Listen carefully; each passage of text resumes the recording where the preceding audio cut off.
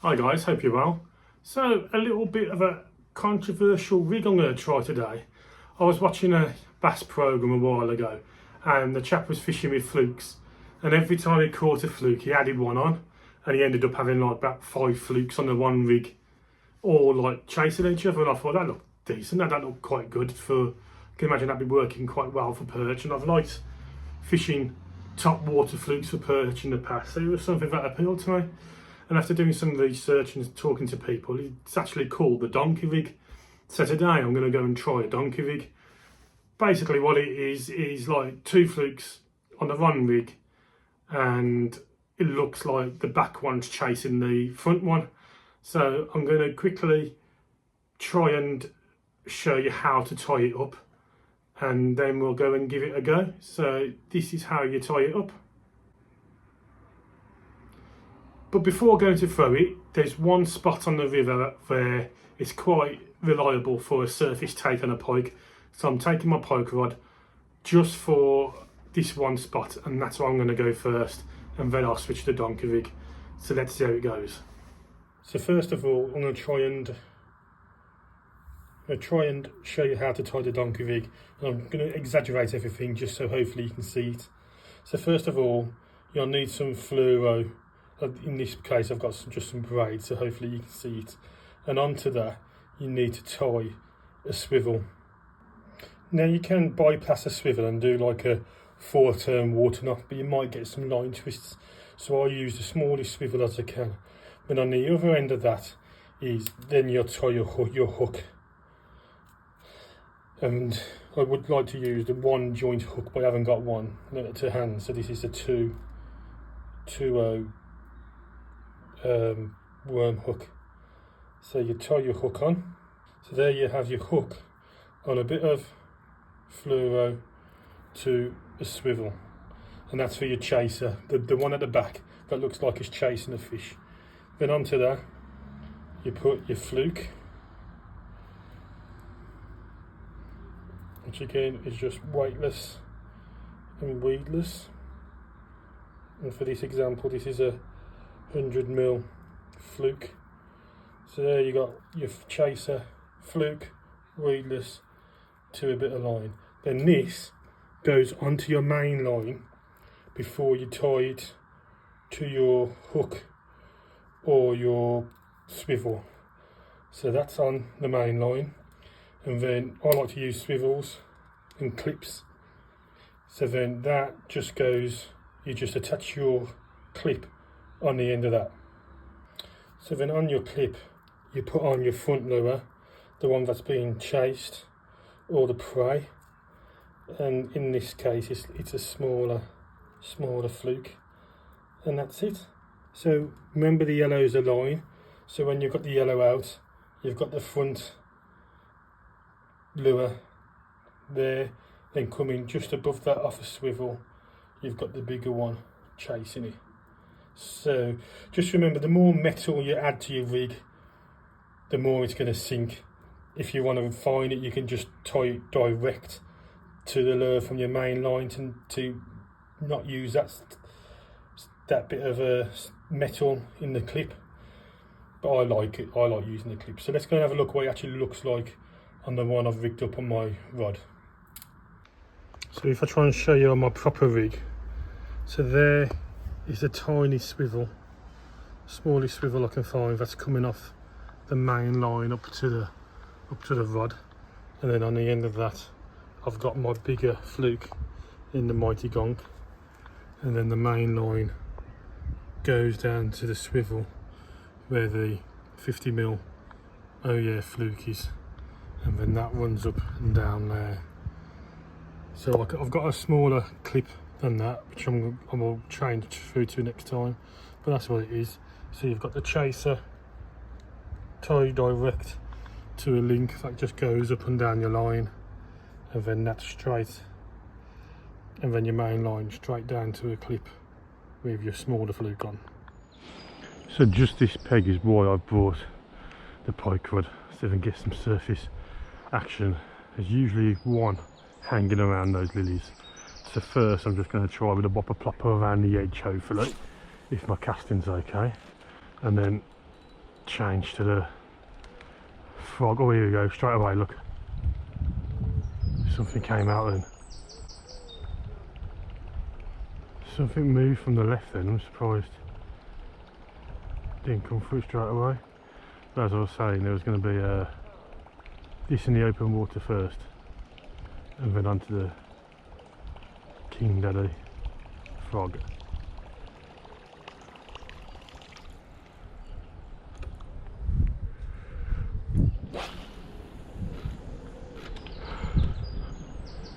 Just let it settle, just let the rings disperse.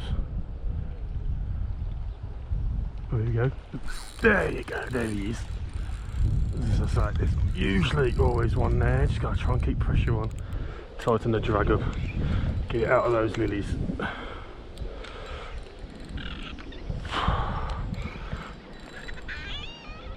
The combination of the strong braid and the trace, you can cut through the stems.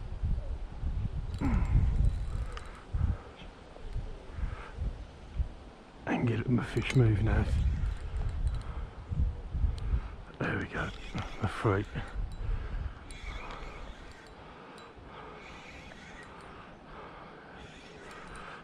What a start. And it's trying to go underneath, come on out.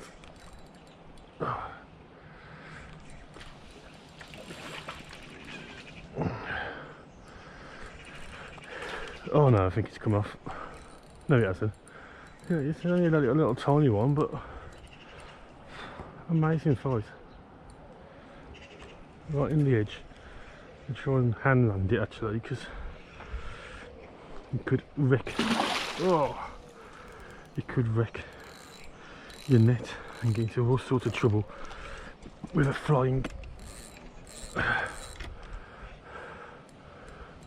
treble, which I think has got stuck into the side of him. That's the danger you take. Come on.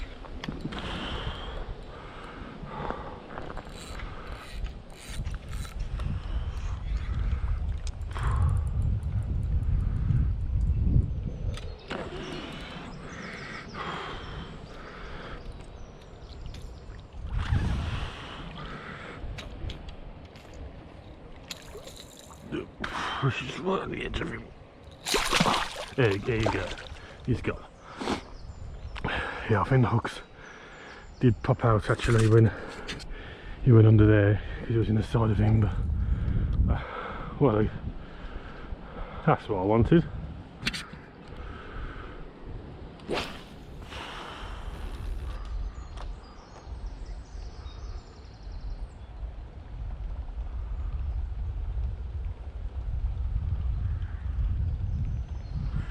Try and do one more cast close to the edge, hopefully, if I can, and then put the frog on. But the thing is though, the lilies look a bit more compact than I did last time, so it's, I see some gaps on the right edge, but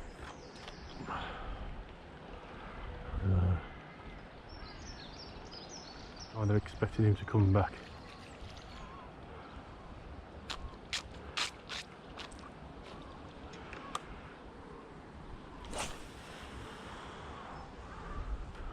That's a nice cast.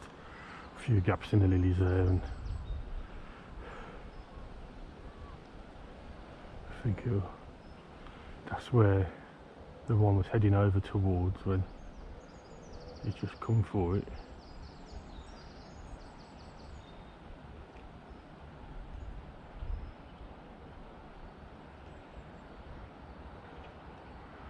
Well, at least we know. Oh, there we go.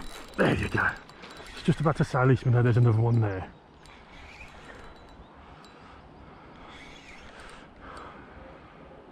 If you want a frog that makes a disturbance, the Spro King Daddy never fails. Another small screwy one. This one you can't beat. That surface take. There you go. Lovely. There you go, lovely surface take, lovely condition. Can you beat it? Let's get back. Now a lot of sessions when you get early success, they can fizzle out and then you don't get anything else. Let's hope this isn't one of them. Well, I've got to get used now from casting a heavier rod to casting a light rod.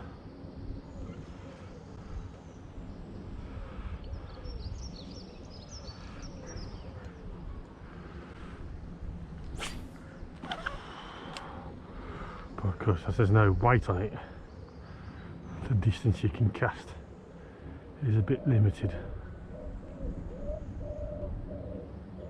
Oh, there you go. Wasn't quite on the surface and took the back one, the gong, so it'd be interesting to see which one to take. Quite a big love for there, but ooh, I've got one anyway.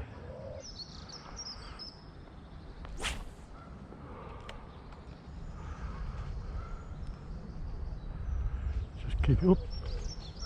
There's another take. Just keeping the rod tip up slightly higher just to try and keep it up to the surface. Remember, I need to try and counteract the metal of the hook swivel clip I've got in there really if I want it to be on the surface, but then going subsurface can help as well. It's just nice seeing that take on the surface, isn't it?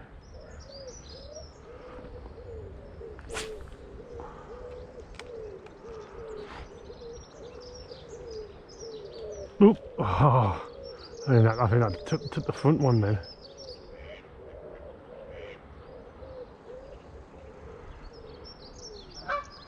Can't be too eager. Got to remember, feel the weight instead of the splash. Strike when you feel the weight, not when you see the flash.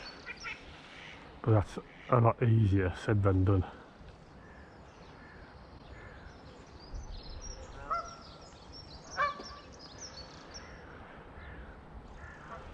Let it sink a little bit as it gets closer in. You see the front one, the oh yeah blue one, sinking a lot quicker, which is what you expect. Is it's a smaller weight and it's attached to the clip. There we go.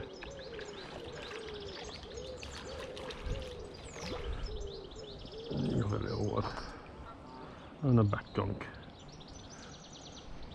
which does nope.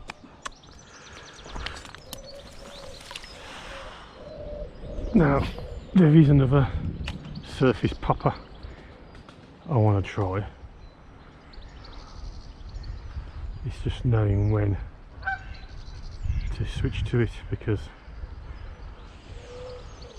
when I draw back to this rig is once you take it off, it's a bit of a faff. It's either this rig or nothing, so you can't change because it's attached. I've got the swivel attached. I can't really change it to another one and go back to it. I'm gonna have to cut the clip off, take the one that's attached to the swivel off, tie the clip back on, and then you have to do it vice versa to put it back on. So let's see, I might do it in a bit. Gave it a go, of course. If this fish here that I'm willing to take on the surface, it'd be good to give that one a try.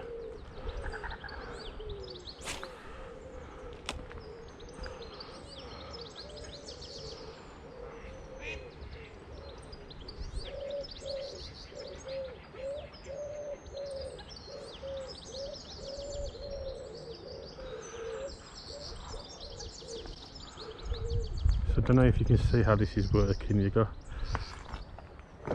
It's almost as though like the back one is chasing the front fish.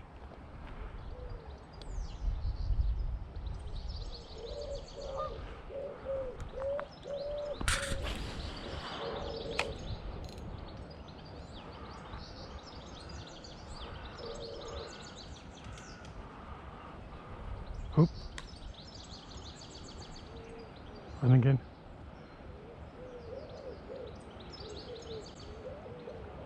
There you go. I saw that one take it in. Came for the front one. First one on oh yeah blue. Took that right in. Oh, I don't know when to change. This is catching and good fun. I'll put the pop on. I suppose it's not too much of a hassle to re-tie it up if it's oh, I'm just going to go and try underneath this tree. Loads of roots. And I will let it sink down a little bit. Oh, ow! Just stung. But I think there might be a chance of a fish or two. Just doing it slowly. Just subsurface. Underneath. Oop. There you go. Oh, bloody hell. Got two at the same time. What's the chances of that? And the bigger one's on the front one. I should have got the net. Oh jeez. I don't think this would be allowed in competitions, but oh, mackerel fishing, even though I've never done mackerel fishing.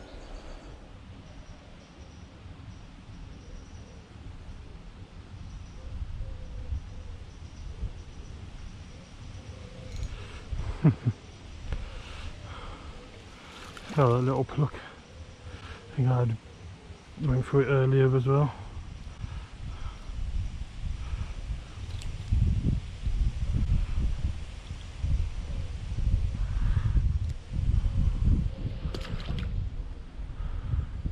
So what I'm trying to do is just try and mimic if there's a frog on the bottom, what would it do? And I think it just hop up a couple of times and then go back down, which is kind of what I'm trying to do, which is what I do with like the crawls and that. So it's not much different. Pop up and there's, oh no, just pop up and then let it go back down.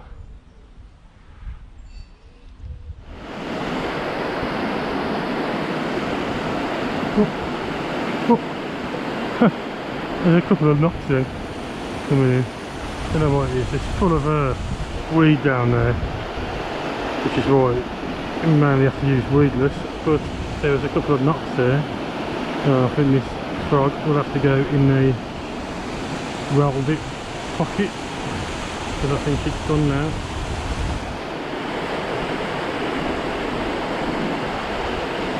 So I'm getting bites just as it swings round. Cast further down with a bit more bigger, faster taps.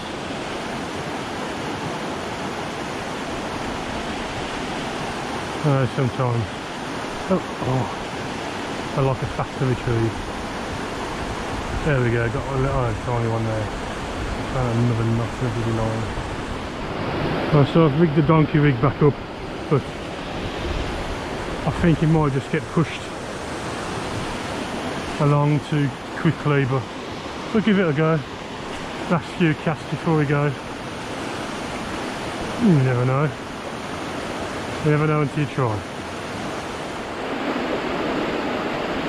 Oh, that felt like a take.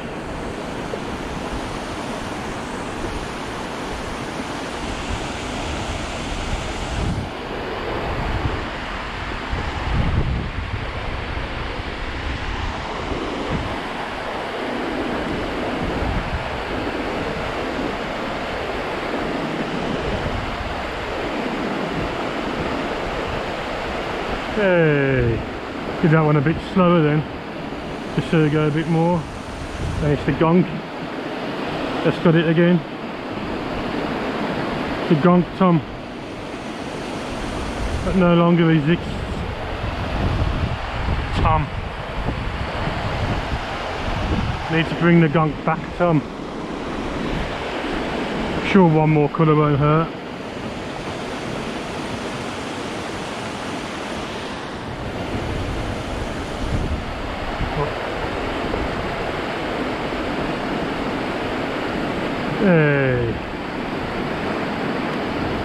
Moving to the donkey rig worked again. And again, I don't know if it is because it's a bigger fish, a bigger fluke, different colour, or whether it's just at the back. But the back one's getting nailed more than the front one.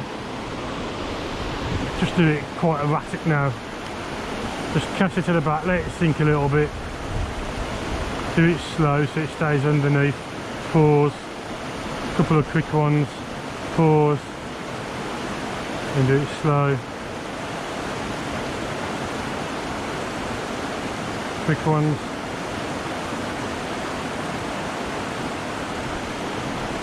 And there's another one. And this time, that's on the Oh Yeah Blue. I'm sure there's some people out there that will say, oh, that's cheating, you're using 2 baits. But in the one end, I'm not doing a competition, so I'm not cheating anything. There's only 2 hooks. If I use the lure with treble hooks on, there's more hooks there. So I'm quite happy to use it. It's working well. Oh, it's a fluky method, and Oh Yeah Blue again.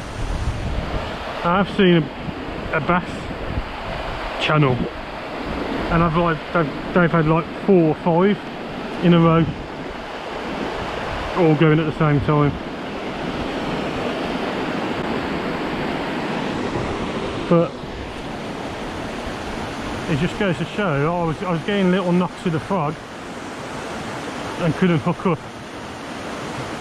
Changed the rig and tactics a bit, and then you start getting into the fish. Okay. The Oh Yeah Blue's coming back. Oops. Oh Yeah Blue's coming back a bit now. It's really satisfying when you make a change and it works. Makes you feel like you kind of know what you're doing.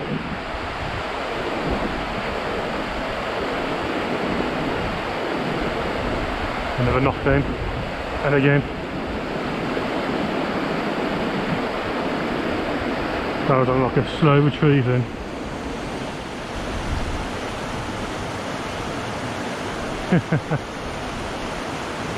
Back on the gong. Oh, come on.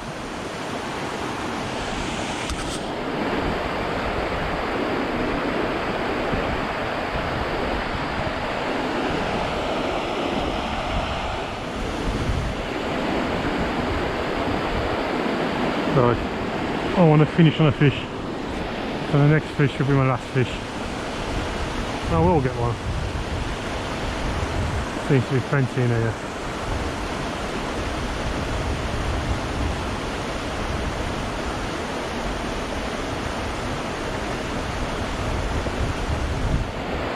There it is. And the Oh Yeah Blue finishes it up. So thanks for watching. So what's your thoughts? Do you think it's cheating? Yeah, you're using 2 lures at one time, but they've only got 1 hook in. I could go and use a crankbait and now I'll have like 3 or 6 hooks all at once. You won't be allowed to use it in competitions, and if you're just pleasure fishing for yourself, I can't see anything wrong with it, to be honest. Even though I caught 2 at the same time, I wouldn't want that to happen often. But I just kept thinking about other combinations you could do. You could have like a K2 or a Craw 21 up front. You could have that like being chased by a fluke or a fry. Something definitely I'm going to try again and see how we go.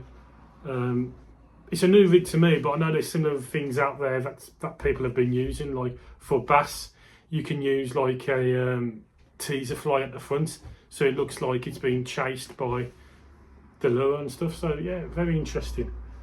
So thanks for watching, and until next time, tight lines.